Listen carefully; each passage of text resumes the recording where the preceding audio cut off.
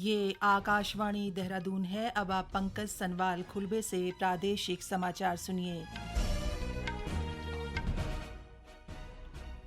पहले मुख्य समाचार। प्रधानमंत्री नरेंद्र मोदी ने आईपीएस प्रोबेशनर से अगले 25 वर्षों के दौरान देश में सुराज स्थापित करने में मुख्य भूमिका निभाने को कहा है। मुख्यमंत्री पुष्कर सिंह धामी ने प्रधानमंत्री आवास योजना ग्रामीण के अंतर्गत आज पात्र लाभार्थियों को आवास स्वीकृत प्रमाण पत्र वितरित किए। उत्तराखंड विद्यालय शिक्षा परिषद ने 10वीं और 12वीं का परीक्षा फल घोषित किया। 10वीं में बालक और 12वीं में बालिकाओं ने मारी बाजी।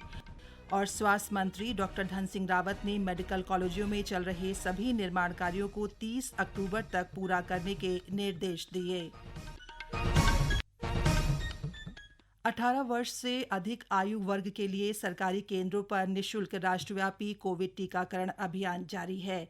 युवा श्रोताओं से हमारा आग्रह है कि स्वयं कोविड रोधी टीका लगवाएं और अन्य लोगों को भी इसके लिए प्रोत्साहित करें। कोविड स्वास्थ्य के लिए खतरा बना हुआ है, ऐसे में एहतियाती उपायों के पालन में कोताही न बरतें।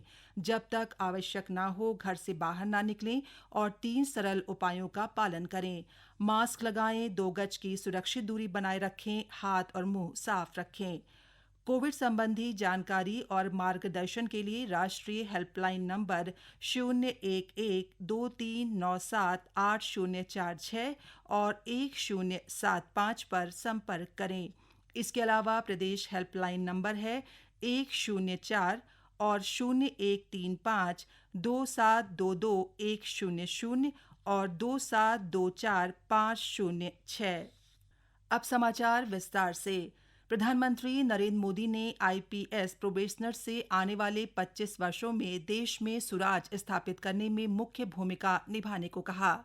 आज आपको देश के लिए जीने का भाव लेकर आगे चलना। 25 साल बाद जब भारत आजादी के 100 वर्ष पूरे होंगे, तब हमारी पुलिस सेवा कैसी होगी, कितनी सशक्त होगी, वो आपके आज के कार्यों पर भी निर्भर करेगी। आपको वो बुनियाद बनानी है जिस पर 2047 के भव्य अनुशासित भारत की इमारत का निर्माण होगा।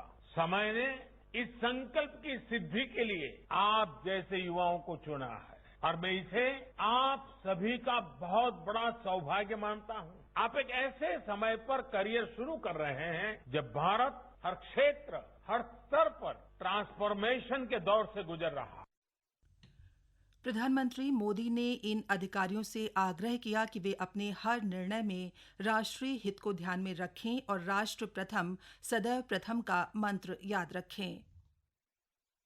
आपको एक मंत्र सदा सर्वदा याद रखना है। फील्ड में रहते हुए आप जो भी फैसले लें, उसमें देश हित होना चाहिए, राष्ट्रीय परिप्रेक्ष्य होना चाहिए। आपके कामकाज का दायरा और समस्याएं अक्सर लोकल होगी। ऐसे में उनसे निपटते हुए ये मंत्र बहुत काम आएगा। आपको हमेशा ये याद रखना है कि आप एक भारत श्रेष्ठ भारत के भी ध्वजवाहक हैं। इसलिए आपके हर एक्शन, आपकी हर गतिविधि नेशन फर्स्ट, ऑलवेज फर्स्ट, राष्ट्र प्रथम सदैव प्रथम, इसी भावना को रिफ्लेक्ट करने वाली होनी चाहिए।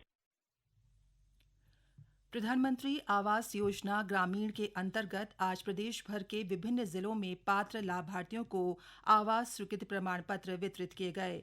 मुख्यमंत्री पुष्कर सिंह धामी ने प्रधानमंत्री आवास योजना ग्रामीण के अंतर्गत 100 से अधिक चिन्हित लाभार्थियों को आवास स्वीकृति पत्र सौंपे।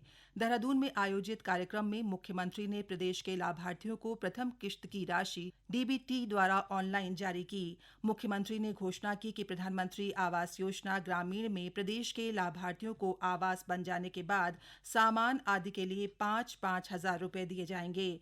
मुख्यमंत्री ने कहा कि केंद्र सरकार के सहयोग से राज्य में अनेक महत्वपूर्ण विकासपरक योजनाएं चल रही हैं। मुख्यमंत्री ने कहा कि जल जीवन मिशन के अंतर्गत केवल 1 रुपए में ग्रामीण घरों में पानी का कनेक्शन दिया जा रहा है। इसके अलावा वर्ष 2027 तक उत्तराखंड को विश्व प्रसिद्ध पर्यटन प्रदेश बनाने पर काम किया जा रहा है। इस बीच प्रदेश के विभिन्न हिस्सों में आयोजित कार्यक्रम में प्रधानमंत्री आवास योजना ग्रामीण के लाभार्थियों को आवास स्वीकृति पत्र सौंपे गए। केंद्र ने कोविड महामारी से निपटने के लिए इमरजेंसी कोविड रिस्पांस पैकेज के तहत राज्यों और केंद्र शासित प्रदेशों को अब तक लगभग 1,828 करोड़ रुपए की राशि प्रदान की है। एक ट्वीट में स्वास्थ्य मंत्री मनसुख मांडविया ने कहा कि ये पैकेज की कुल राशि का 15% है। उन्होंने कहा कि इस पैकेज से देश भर में स्वास्थ्य के बुनियादी ढांचे को मजबूत करने में मदद मिलेगी। ये समाचार आप आकाशवाणी देहरादून से सुन रहे हैं। उत्तराखंड में पिछले 24 घंटों के दौरान 56 संक्रमित स्वस्थ हुए हैं। आज शाम जारी हेल्थ बुलेटिन के अनुसार प्रदेश में 38 कोरोना संक्रमित मिले हैं। स्वस्थ होने की दर 95.90% है। उत्तराखंड विद्यालयी शिक्षा परिषद ने 10वीं और 12वीं का परीक्षा परिणाम जारी कर दिया है। शिक्षा मंत्री अरविंद पांडेय ने रामनगर में स्थित परिषद मुख्यालय पर एक संवाददाता सम्मेलन में बोर्ड परीक्षाओं के परिणाम घोषित किए। उन्होंने बताया कि इस साल हाई स्कूल का रिजल्ट 99.9% और इंटरमीडिएट का रिजल्ट 99.56% रहा। हाई स्कूल परीक्षा में बालकों का प्रदर्शन बालिकाओं से बेहतर रहा। 10वीं परीक्षा में 99.30% बालक और 98.86% बालिकाएं उत्तीर्ण हुई हैं, जबकि इंटरमीडिएट में 99.71% छात्राएं और 98.40% छात्र सफल रहे। शिक्षा विभाग ने स्कूलों को खोलने के लिए SOP जारी कर दी है। इसके तहत स्कूलों के खोलने के समय और पूर्व जारी आदेश में कुछ बदलाव किया गया है। शिक्षा मंत्री अरविंद पांडेय ने बताया कि अब कक्षा 9 से 12 तक के छात्रों के लिए 2 अगस्त से स्कूल खोले जाएंगे, जबकि कक्षा 6 से 8 तक के विद्यार्थियों के लिए कक्षाएं 16 अगस्त से संचालित की जाएंगी। जिन स्कूलों में छात्र संख्या ज्यादा होगी उनमें 2 पालियों में कक्षाएं संचालित की जाएंगी। इस दौरान कोविड नियमों का पालन किया जाएगा। वहीं स्कूल खोले जाने से पहले परिसर को पूरी तरह से सैनिटाइज करने के निर्देश दिए गए हैं। साथ ही रोजाना स्कूल में आते ही विद्यार्थियों की थर्मल स्कैनिंग की जाएगी। साथ ही सोशल डिस्टेंसिंग का भी पालन किया जाएगा। इसके अलावा इस बात का भी ध्यान रखा जाएगा कि छात्र एक जगह जमा न हो। राज्य के मेडिकल कॉलेजों में चल रहे निर्माण कार्यों में तेजी लाने के निर्देश देते हुए विभागीय मंत्री डॉ धन सिंह रावत ने अधिकारियों को सभी निर्माण कार्यों को 30 अक्टूबर तक पूर्ण करने के निर्देश दिए। आज देहरादून में आयोजित स्वास्थ्य और चिकित्सा शिक्षा विभाग की समीक्षा बैठक में उन्होंने ये निर्देश दिए। डॉ रावत ने मेडिकल कॉलेजों में कार्य कर रही कार्यदायी संस्थाओं को भी चेतावनी देते हुए कहा कि जिन संस्थाओं का कार्य गुणवत्ता पूर्वक और अनुबंध के अनुसार समय पर पूरा नहीं होगा उन्हें बदल दिया जाएगा। मुख्यमंत्री पुष्कर सिंह धामी ने कहा है कि राज्य में 24,000 सरकारी रिक्त पदों पर भर्ती प्रक्रिया आरंभ की जाएगी, जबकि 10 लाख से अधिक लोगों को स्वरोजगार के माध्यम से रोजगार से जोड़ा जाएगा। मुख्यमंत्री ने कहा कि प्रदेश में औद्योगिकरण में तेजी लाने के लिए उद्योगों की समस्याओं का त्वरित समाधान किया जाएगा। इसके लिए अनुकूल वातावरण तैयार करने के साथ ही यदि आवश्यकता हुई तो नीतियों में भी संशोधन किया जाएगा। उन्होंने कहा कि प्रदेश में भू कानून, जनसंख्या कानून, नजूल भूमि से संबंधित विषयों के समाधान के लिए कमेटी का गठन किया जाएगा। मुख्यमंत्री ने कहा कि जिन योजनाओं का शिलान्यास किया जाएगा उनके लोकार्पण की व्यवस्था भी की जाएगी। मुख्यमंत्री ने कहा कि आम जनता की समस्याओं के त्वरित समाधान के लिए अधिकारियों को सभी कार्य दिवसों में पूर्वाह्न 10 से 12 बजे तक जन समस्याएं सुनने और उनके त्वरित समाधान के निर्देश दिए गए हैं। श्री धामी ने कहा कि प्रदेश में जीरो पेंडेंसी पर ध्यान देते हुए शासन से लेकर जिलों तक सुशासन पर ध्यान दिया जाएगा। जलियांवाला बाग कांड के प्रत्यक्षदर्शी क्रांतिकारी शहीद उधम सिंह का बलिदान दिवस आज उधम सिंह नगर में श्रद्धापूर्वक मनाया गया।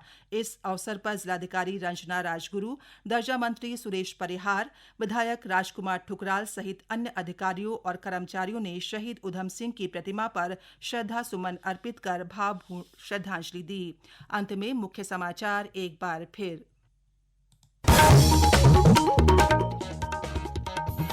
प्रधानमंत्री नरेंद्र मोदी ने IPS प्रोबेशनर्स के अगले 25 वर्षों के दौरान देश में सुराज स्थापित करने में मुख्य भूमिका निभाने को कहा है।